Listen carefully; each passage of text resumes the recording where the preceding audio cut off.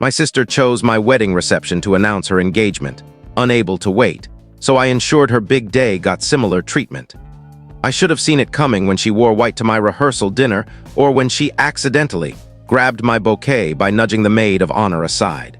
But nothing prepared me for what happened during my father-daughter dance. The music cut off abruptly. My sister, tears streaming, snatched the microphone from the DJ booth in a dramatic display I later realized was staged. "Sorry to interrupt," she sobbed, "but Lucas proposed last night and I couldn't keep it secret." The room erupted. Guests who'd traveled far to celebrate my marriage to Ethan swarmed her. She revealed a ring box like a magician pulling off a trick. I later learned she'd hidden it in the bathroom, waiting for her moment. My new mother-in-law hugged her, saying, "How romantic that love can't wait." In my $3,000 gown, I watched my reception become her engagement party. The photographer snapped her and Lucas. The DJ played their song. My cake framed their photos. Ethan squeezed my hand. "We'll handle this later," he whispered, but I was already planning. 6 months later, her engagement party invite arrived. Black tie, country club, 200 guests. She'd hired my wedding planner, copied my colors, and booked my florist. She wasn't just mimicking my wedding, she aimed to outshine it. That morning, I called my cousin Leela, a server at the club. "I need a favor," I said. "I'll pay well." I arrived late in a bold red dress. My sister in white flaunted her ring. The party was flawless. Elegant centerpieces, string quartet, champagne fountain. I waited until the toasts. Dad spoke, then Lucas's parents, then friends. I raised my glass. "May I speak?" I asked sweetly. She smiled, expecting sisterly praise. Instead, I connected my phone to the sound system. "I want to share something special," I announced. A recording from Lucas's bachelor party. Her face paled. I'd hired a private investigator after learning Lucas was cheating. The audio wasn't just proof of infidelity. It was him drunkenly confessing to friends he was marrying her for her trust fund, planning to divorce after 2 years for a big settlement. "She's so clueless," his voice boomed. "Thinking this is a fairy tale, her dad offered me a job." The 30-second clip felt eternal, his words making guests gasp. Silence followed. Her ring slipped off, hitting the marble floor with a sharp ping. As she tried to speak, the club's fire alarm blared. Chaos erupted. I noticed something chilling. Leela ran toward the kitchen exit, carrying a strange metal case, followed by 3 men in dark suits, not staff, not guests, but professionals. The alarm wasn't random. Guests rushed out. I fought the crowd to track Leela, but she vanished through service doors with the men. The ballroom emptied, leaving scattered glasses and her ring. Outside, fire trucks arrived, but there was no smoke. The fire chief called it a false alarm, a faulty kitchen sensor. I knew better. "We need to go," Ethan said, his face grim. "Now, what's happening?" I asked as he pulled me to our car. "I'll explain, but not here." As we drove, I saw my sister in the lot arguing with Lucas. Their families looked shattered. I should have felt victorious. Her engagement was ruined, but I felt dread. "Start talking," I said as we reached home. "That recording," Ethan said quietly. "Where'd you get it?" "The investigator I hired." "No, my colleague, the investigator you hired, told me you were digging into Lucas. He followed him, got photos of cheating, but never recorded that bachelor party." My stomach dropped. "What?" "The recording was fake," Ethan said, "made by people who wanted Lucas destroyed for their own reasons." "How do you know?" 3 months ago, Lucas came to me terrified. He'd crossed dangerous people threatening to ruin him if he didn't obey. "What kind?" "The kind who fake recordings, stage false alarms, and manipulate someone like you into destroying her sister's engagement." I felt sick. "I was used. We're all in danger now." He showed me a text from 20 minutes ago, package delivered, payment due by midnight, instructions to follow. "They used my hatred for her," I whispered. "But why Lucas?" His phone buzzed, a call from an unknown number. He answered. "Hello, Mr. Bennett," a distorted voice said. "Your wife did well, but the job's not done." "What job?" Ethan demanded. "Your wife wanted revenge. We gave her the tools. Lucas has something of ours, and your sister-in-law was keeping him in line. Now she's gone, we need new leverage." "What do you want?" I asked. "Mrs. Bennett, visit your sister tomorrow, comfort her. When she's vulnerable, get us her safes combination." "I don't know it," I said. "You will. Fail by tomorrow night, and worse than Lucas's recording goes public." "Check your email," the voice added. I opened Ethan's laptop. An email with no sender, titled Payment Due Asterisk, contained 3 videos. One showed me with the investigator, audio altered to sound like I planned to kill my sister. Another, club footage, made it look like I planted a bomb.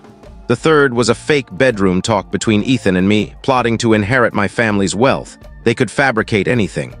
"You have 24 hours," the voice said, "or these go to the police, media, and your family." The call ended.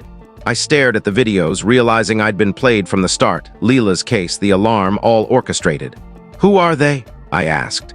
"Lucas told me he was laundering money for criminals through real estate. Marrying your sister was his escape.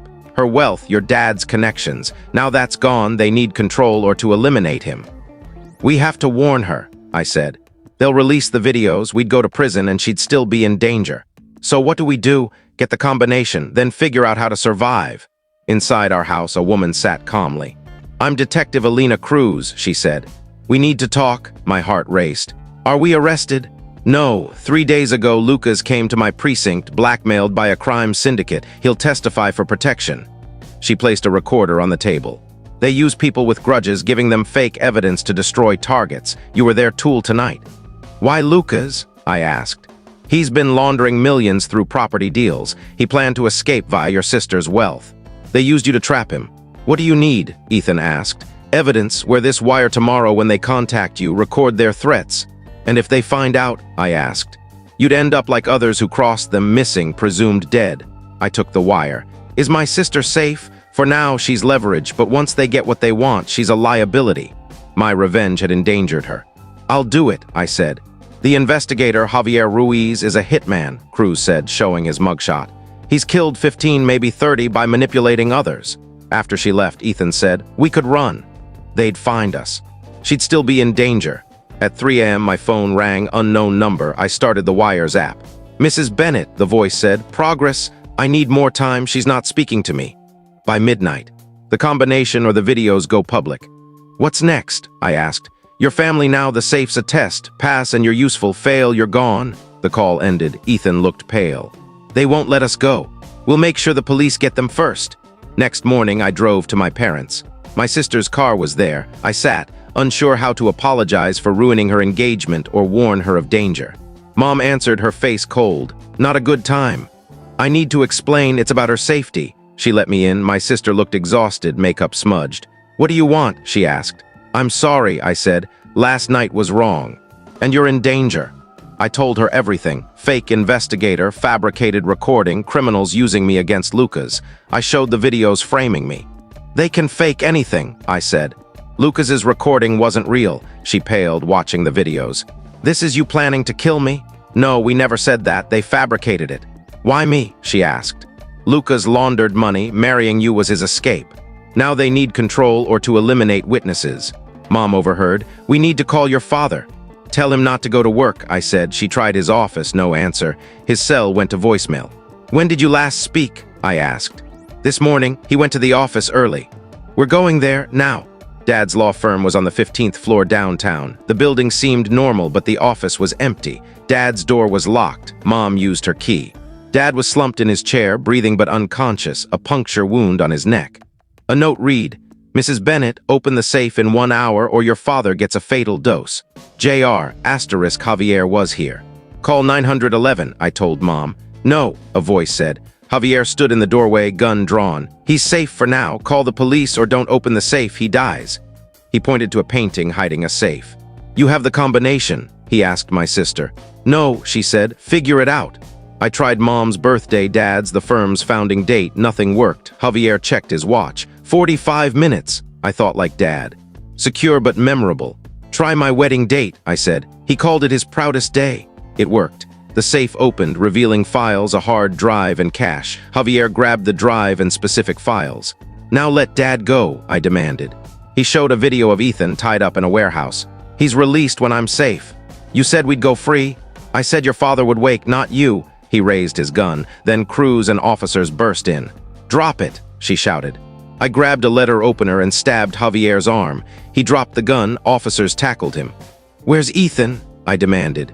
"You'll never find him," Javier sneered. Cruz radioed. "Send units to the 5th Street warehouse."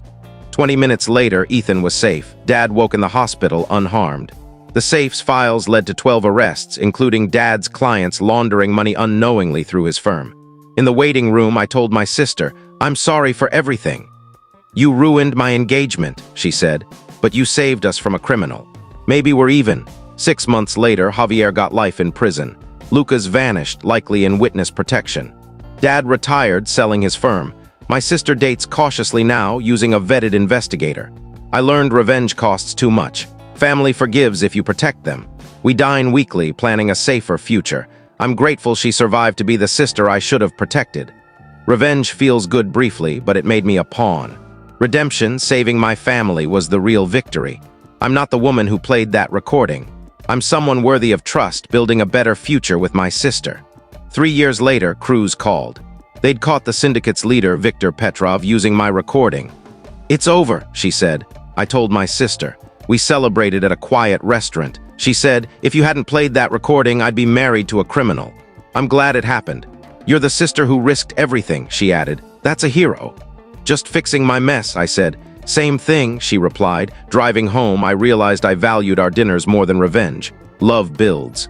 Revenge destroys. We turned wreckage into trust, a victory worth more than payback. If you enjoy this story, then never forget to like and subscribe our channel.